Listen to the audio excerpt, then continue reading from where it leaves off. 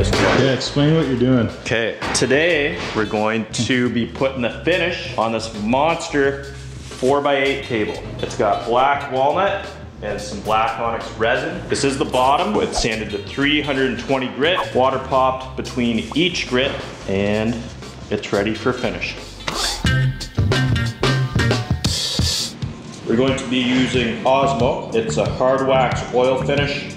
On the bottom, I'm going to be putting 3 coats of this on, followed by the top, which I'm going to put a coat of the ultra thin on, 3 coats of this on, and then a ceramic finish. You put this stuff on pretty thin because you do multiple coats of it. The secret is thin to win. Oh yeah, the colors are popping. I go in circular patterns with the grain too, to really get into those, get into the wood pores.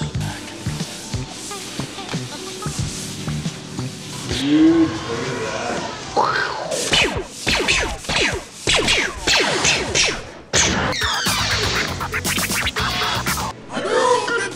Now I'm really gonna rub it in.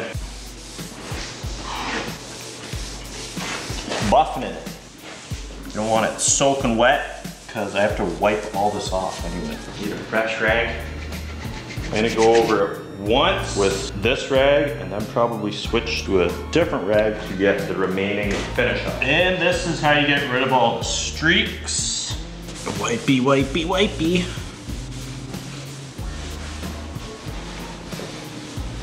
Okay, so I've got the majority of the Osmo off here. It's looking pretty darn good. Gonna let that sit overnight and then get a second coat on first thing tomorrow morning, and then a third coat on tomorrow night. So this is what the table looks like after you get the first coat of finish on the bottom. Thanks for watching the vid, and hit that subscribe button, hit that link. Thanks, Nate. Oh, almost got it on there.